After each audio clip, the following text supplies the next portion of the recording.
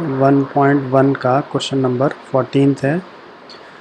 तो 14 में रिलेशन हमारा ये है कि L1 L2 are related such that L1 is parallel to L2।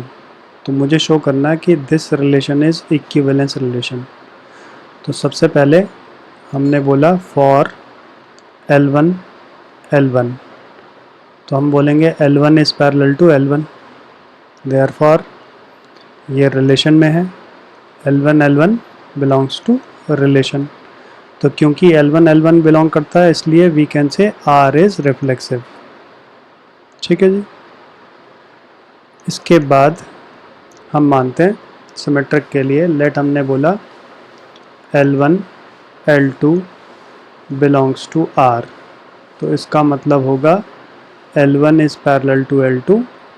तो अगर L1 पैरेलल है L2 के तो वी कैन से कि L2 is parallel to L1, therefore reverse मतलब L2 L1 belongs to R हो गया। तो R इज़ सिमेट्रिक। ये दूसरा रिजल्ट आ गया। फिर हमने बोला let L1 L2 and L2 L3 belongs to R।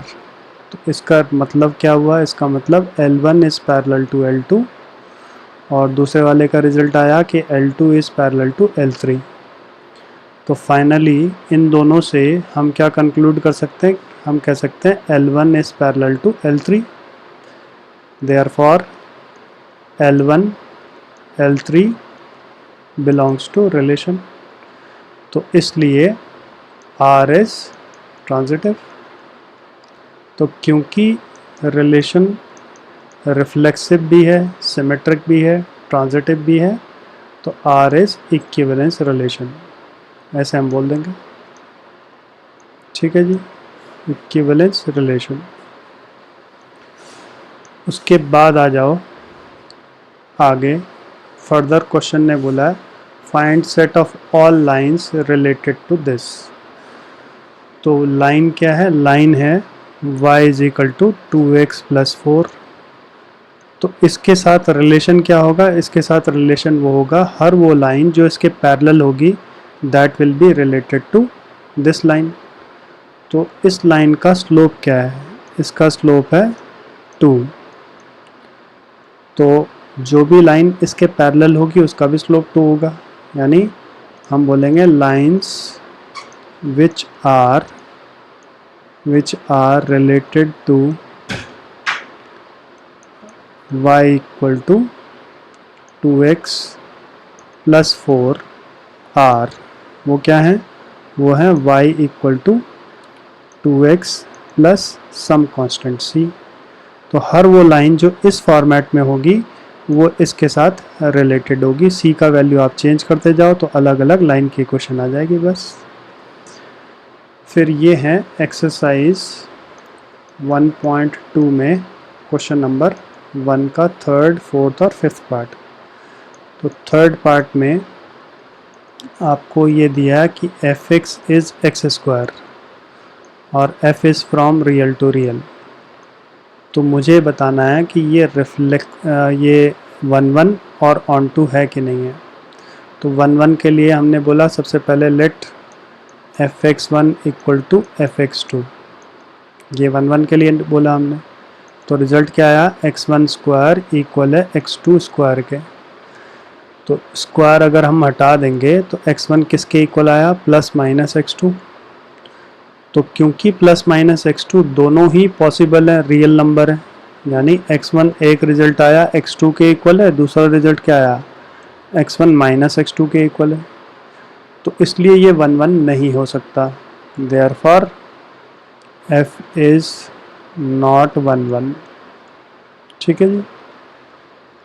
अब ऑन टू के लिए आप ऐसे समझो क्वेश्चन में एक्स स्क्वायर है, तो एक्स स्क्वायर हमेशा ही पॉजिटिव होता है, ऑलवेज ग्रेटर देन 0। तो जब भी क्वेश्चन में एक्स स्क्वायर आएगा तो आप ऐसे ही फॉलो करिए, x square is greater than 0, specially जब रियल नंबर है।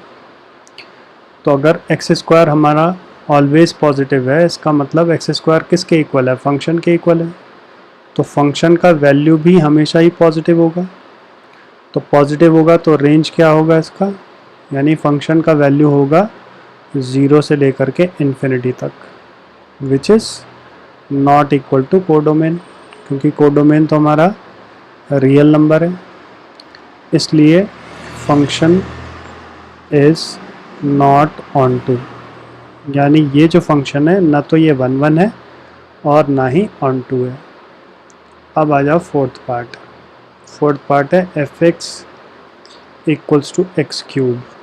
तो सबसे पहले फिर से let f x one equals to f x two, तो यहाँ से हो जाएगा x one cube equal to x two का क्यूब। तो क्यूब है तो क्यूब हटाने से प्लस माइनस तो आएगा नहीं, सिंपली क्या आएगा, x one equals to x two आएगा। तो इसलिए एफ एक्स इज़ 1 1, तो ये तो मेरा 1 1 आ गया। अब ऑन टू की बात करते हैं। तो फंक्शन में डोमेन मेरा क्या है, नेचुरल नंबर है, इसका मतलब x belongs to natural number. तो नेचुरल नंबर का मतलब क्या है, x का वैल्यू हो सकता है 1 2 3 4, इन सब में से कुछ भी हो सकता है। तो अगर मैं x का क्यूब करूँगा तो x का क्यूब क्या आएगा, 1, 2 का क्यूब 8, 3 का क्यूब 27, 64 सो ऑन। तो जो x क्यूब है, x क्यूब मेरा फंक्शन के इक्वल है, तो फंक्शन की वैल्यू मेरी ये आ रही है। तो 1 और 8 के बीच में बहुत सारे नेचुरल नंबर मेरे छूट गए। तो यहाँ से आई कैन कंक्लूड कि रेंज, क्योंकि फंक्शन की जो रेंज है वो ये है, range is not equal to codomain. तो यहाँ से ये मेरा कंक्लूजन आ गया, क्योंकि रेंज और कोडोमेन इक्वल नहीं है तो f is not onto. ठीक है जी, सिंपल। इसके बाद फिफ्थ पार्ट में है फिर से एक्स क्यूब है और z to z। Fifth part में है f x equals to x cube और f is from integer to integer. तो फिर से 1 1 तो वैसे ही हो जाएगा जैसे अभी हमने किया, x2 f x one equals to f x two, पहले तो हमने ऐसे लिखा। तो इसका मतलब हो गया x1 cube equal to x2 का क्यूब, और क्यूब हटाएंगे तो x1 इक्वल टू x2 आ गया। तो f इज़ 1 1, तो एक रिजल्ट तो मेरा ये आ गया। अब ऑन टू के लिए फिर से सेम, x क्या है, इंटीजर में बिलोंग करता है, यानी x की वैल्यूज़ क्या होंगी, सारे ही इंटीजर्स। नेगेटिव में -2 -1, 0 पॉजिटिव में 1 2 सो ऑन, ऐसे सब। तो जब मैं x का क्यूब करूँगा तो मेरे पास क्या क्या आएगा, -2 का क्यूब यानी -8, फिर -1 0 1 8।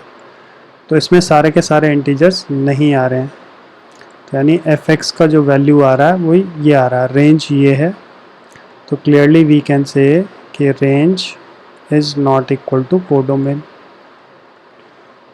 तो that means f is not onto. ठीक है जी।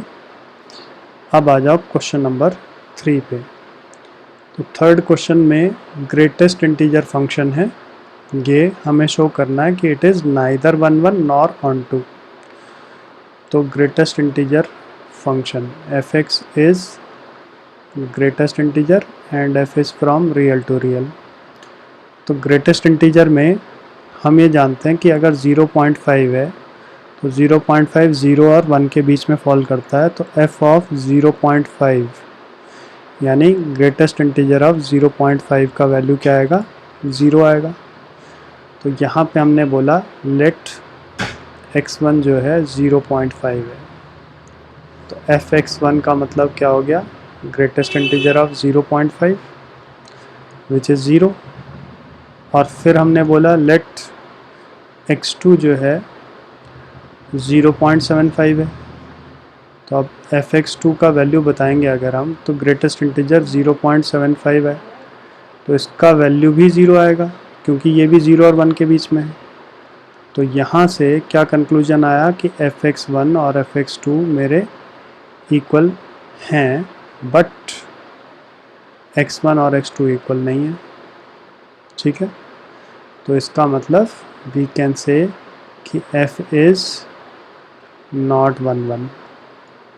ठीक है जी। अब ऑन टू के लिए फंक्शन क्या है, ग्रेटेस्ट इंटीजर। तो जो भी ग्रेटेस्ट इंटीजर होता है इसका रेंज हमेशा क्या होता है, इंटीजर होता है। तो रेंज क्या होगा इसका, रेंज इज इंटीजर। रेंज अगर इंटीजर है तो कोडोमेन हमारा क्या है, कोडोमेन हमारा रियल नंबर है, तो which is not equal to codomain.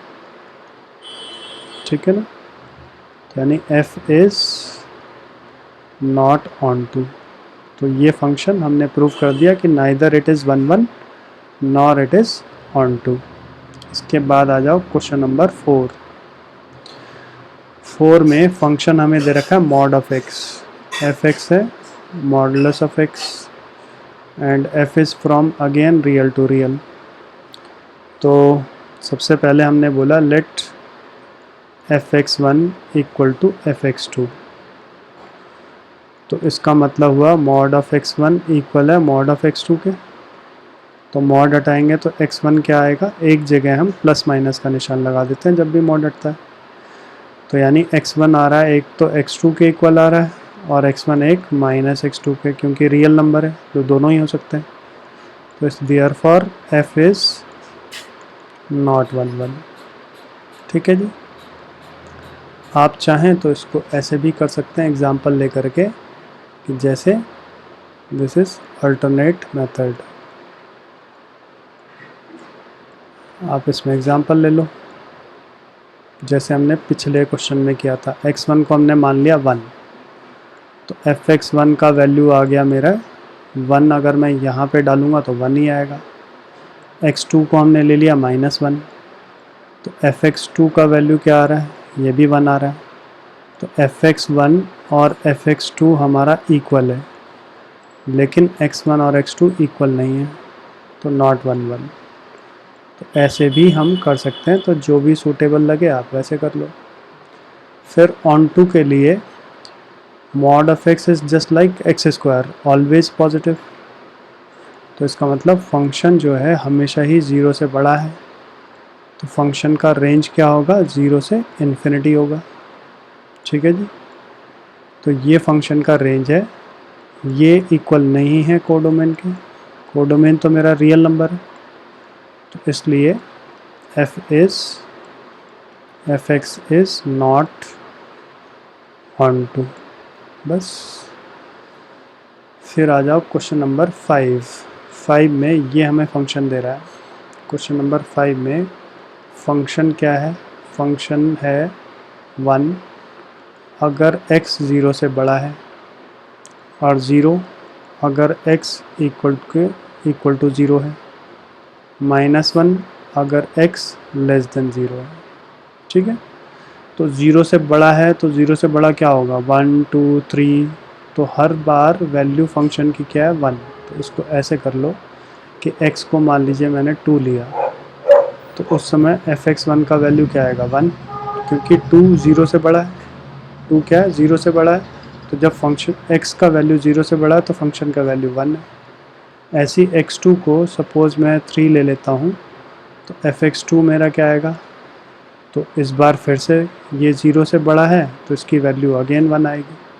तो fx1 और fx2 मेरा इक्वल है, but x1 is not equal to x2, क्योंकि x1 मेरा 2 है और x2 मेरा 3 है। तो f इज़ नॉट 1 1। ठीक है जी। अब ऑन टू के लिए ये मेरा डोमेन है, ये कोडोमेन है, तो ये जो मुझे दिया हुआ है ये फंक्शन का वैल्यू है, ये पूरा का पूरा फंक्शन का वैल्यू है। तो यानी फंक्शन का वैल्यू का मतलब रेंज। रेंज क्या है मेरे पास, फंक्शन की वैल्यू है -1 है, 0 है और 1 है, ये रेंज है। और ये मेरा कोडोमेन के इक्वल नहीं है। ठीक है, तो यानी यहाँ पर मैं ये कह सकता हूँ this is not equal to codomain. तो इसका मतलब f is not onto, simple. फिर क्वेश्चन नंबर 6 में आप ऐसे समझो कि जैसे मैंने ये बोला, एक ये ए है, ए क्या है 1 2 3, दिस इज़ ए। और ये बी है मेरे पास, बी क्या है, बी है मेरे पास 4 5 6 और 7। तो ये बोल रहा है, इसका मतलब क्या, 1 के लिए इमेज 4 है, 1 के लिए इमेज 4 है, 2 के लिए इमेज 5 है ऐसे, और 3 के लिए इमेज 6 है। तो हर एलिमेंट जो कि ए में बिलोंग करता है उसकी एग्जैक्टली एक इमेज है। तो हम बोलेंगे every element in A has exactly one image in B, therefore f is 1 1। ठीक है, यही हमने बताया था 1 1 का तरीका, ऐसे भी होता है। और अगर वैसे इसने ऑन टू बोला नहीं है, अगर हम ऑन टू की बात करें तो रेंज क्या है 4 5 6 और कोडोमेन है 4 5 6 7। तो हम बोलेंगे रेंज है हमारे पास 4 5 और 6 which is not equal to codomain, तो इसलिए ये ऑन टू भी नहीं है, f is not onto. वैसे क्वेश्चन ने बोला नहीं है ऑन टू डिस्कस करने के लिए, बट वैसे ही हमने डिस्कस कर लिया है। क्वेश्चन नंबर 7 देख लो। 7th में ये एक लीनियर फंक्शन है 3 - 4x और f is from real to real again. तो सबसे पहले हमने बोला 1 1 के लिए लेट fx1 इक्वल है fx2 के। तो इसका मतलब हो गया 3 - 4x1 इक्वल है 3 - 4x2 के। तो 3 से 3 कैंसिल आउट हो गया, क्या बच गया 4x1 इक्वल टू -4x2। तो 4 से 4 कट गया तो x1 इक्वल टू x2 हो गया। तो इसका मतलब f इज़ 1 1। ठीक है जी। फिर ऑन टू के लिए हमने बोला कि डोमेन मेरा क्या है, रियल नंबर। डोमेन मतलब x मेरा रियल नंबर है। तो x अगर रियल नंबर है तो इसमें कोई भी नंबर मल्टीप्लाई कर देंगे तो ये भी रियल नंबर ही रहेगा, और इसमें कोई भी अगर नंबर मैं ऐड कर दूंगा तो भी ये रियल नंबर रहेगा। तो इसका मतलब फंक्शन मेरा क्या है, रियल नंबर के इक्वल है। ठीक है, तो यानी फंक्शन का जो रेंज हुआ, रेंज मेरा रियल नंबर आ गया और यही मेरा कोडोमेन हो गया। तो इसका मतलब क्या है, फंक्शन मेरा 1 1 भी है और ऑन टू भी है, f x is onto. तो ऐसा फंक्शन जो 1 1 और ऑन टू दोनों ही होता है, तो हम ये भी कह सकते हैं एफ एक्स इज़ बाइजेक्टिव। तो पेपर में हो सकता है आपको कहे कि prove that this is bijective. Bijective का मतलब 1 1 भी है और ऑन टू भी है। तो बाइजेक्टिव क्या होता है, बाइजेक्टिव होता है a function which is both 1 1 and on to is called bijective. ठीक है जी। इसके अलावा हम ये भी कहते हैं इन्वर्टिबल। अगर आपको बोल रहा है function is invertible, that simply means function is bijective. ठीक है, दोनों का एक ही मतलब है। अब आ जाओ सेकंड पार्ट, एफ एक्स है 1 + x²। तो सेकंड पार्ट अगर हम लेकर के चलें, f x is equal to 1 + x² and f is from real to real. तो पहले हमने बोला fx1 इक्वल्स टू fx2, तो यानी 1 + x1 का स्क्वायर इक्वल है 1 + x2 का स्क्वायर। तो 1 से 1 कट गया, x1 स्क्वायर इक्वल है x2 के स्क्वायर से। तो स्क्वायर हटाएंगे तो ये ± x2 आ गया। तो देयरफॉर f इज़ नॉट 1 1, क्योंकि प्लस माइनस आ रहा है। तो ये कैसा फॉर्मेट है, क्वाड्रेटिक वाला फॉर्मेट है। फिर हमने बोला कि एक्स स्क्वायर ये हमेशा पॉजिटिव होता है क्योंकि स्क्वायर हमें मालूम है, तो 1 ऐड करेंगे तो क्या बनेगा, this will always be greater than 1। तो इसका मतलब फंक्शन मेरा हमेशा ही 1 से बड़ा है। तो 1 से बड़ा है तो रेंज क्या आ गया, रेंज हो गया 1 से लेके इन्फिनिटी, ये रेंज हो गया। और यही नहीं, तो this is not equal to codomain, codomain तो हमारा रियल नंबर है। तो f is not onto, ठीक है। इसके बाद जैसे मान लीजिए ये क्वेश्चन है, इस क्वेश्चन में ये हमें फंक्शन दे रखा है और ये डोमेन है और ये कोडोमेन है। तो सबसे पहले फिर से हमने अप्लाई किया 1 1 ऑन 2 के लिए fx1 इक्वल्स टू fx2। तो ये ऐसे हो गया 3 plus x1 square equal to 3 plus x2 का स्क्वायर। तो 3 से 3 कैंसिल आउट हो गया, x1 square equal to x2 square हो गया। स्क्वायर हटाएंगे तो क्या आएगा, प्लस माइनस, तो एक तो x2 आएगा और एक क्या आएगा, माइनस x2 आएगा। बट माइनस नॉट पॉसिबल है क्योंकि क्वेश्चन ने दिया हुआ है डोमेन क्या है, पॉजिटिव रियल नंबर है, क्योंकि x1 और x2 बिलोंग करते हैं पॉजिटिव रियल नंबर पे। तो इसलिए हम बोलेंगे fx इज़ 1 1, ठीक है जी। फिर ऑन टू के लिए हमने बोला x square is always positive, again same जैसे ऊपर किया था, और इसमें 3 ऐड कर लो तो ये हमेशा 3 से बड़ा है। तो इसका मतलब क्या हुआ, इसका मतलब ये हुआ कि फंक्शन का जो वैल्यू है 3 से बड़ा है, यानी जो रेंज होगा फंक्शन का range that will be 3 to infinity. और यही हमें कोडोमेन दिया हुआ है, तो विच इक्वल टू कोडोमेन। तो इसलिए f is onto, therefore f is onto, simple.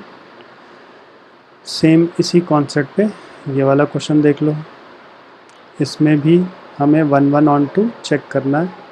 तो पहले fx1 इक्वल टू fx2 बोला, यानी हो गया 4x1 square 6x1 minus 5, 4x2 का स्क्वायर 6x2 माइनस 5, तो माइनस 5 से माइनस 5 कट गया, 4x1 स्क्वायर और 4x2 स्क्वायर को लेफ़्ट साइड पे लिया है, 6x1 माइनस 6x2 को लेफ़्ट साइड पे लिया है, इक्वल टू 0 रह गया। 4 कॉमन ले लो, रह गया x1 स्क्वायर माइनस x2 का स्क्वायर, और यहाँ से 6 कॉमन ले लिया तो x1 माइनस x2 रह गया। अब इसमें हम आइडेंटिटी लगाएं तो ये ऐसे हो गया x1 माइनस x2 और x1 plus x2 plus 6x1 minus x2 equal to 0। तो दोनों में से कॉमन आ गया x1 माइनस x2, तो बच क्या गया 4x1 4x2, 4 इससे भी मल्टीप्लाई हुआ, इससे भी हो गया, प्लस 6 इक्वल्स टू 0। तो कंक्लूजन आया x1 is equal to x2, but क्या ये हमारा 0 हो सकता है, दिस कैन नॉट बी 0।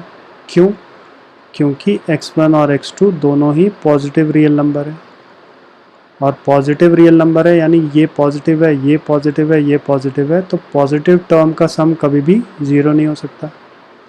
तो देयरफॉर कंक्लूजन क्या आया, f इज़ 1 1, ठीक है जी। अब ऑन टू के लिए फिर से फंक्शन हमारा क्या था, 4x square plus 6x minus 5, ये हमारा फंक्शन है 4x square plus 6x minus 5। तो 4x स्क्वायर प्लस 6x ये हमेशा ही पॉजिटिव होगा। अगेन रीज़न क्या है, क्योंकि x जो है बिलोंग करता है पॉजिटिव रियल नंबर में। तो अगर ये पॉजिटिव होगा तो दोनों तरफ हम 5 सब्ट्रैक्ट कर दें तो ये -5 से बड़ा है, तो फंक्शन का वैल्यू क्या आ गया, ग्रेटर देन -5। तो दैट मीन्स रेंज मेरा क्या हो गया, रेंज हो गया -5 से लेके इन्फिनिटी, ये मेरा रेंज है।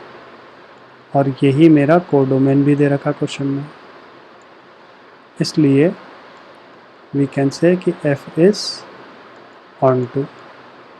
तो 1 1 ऑन टू दोनों ही हैं, that means it is bijective function, बस ख़त्म।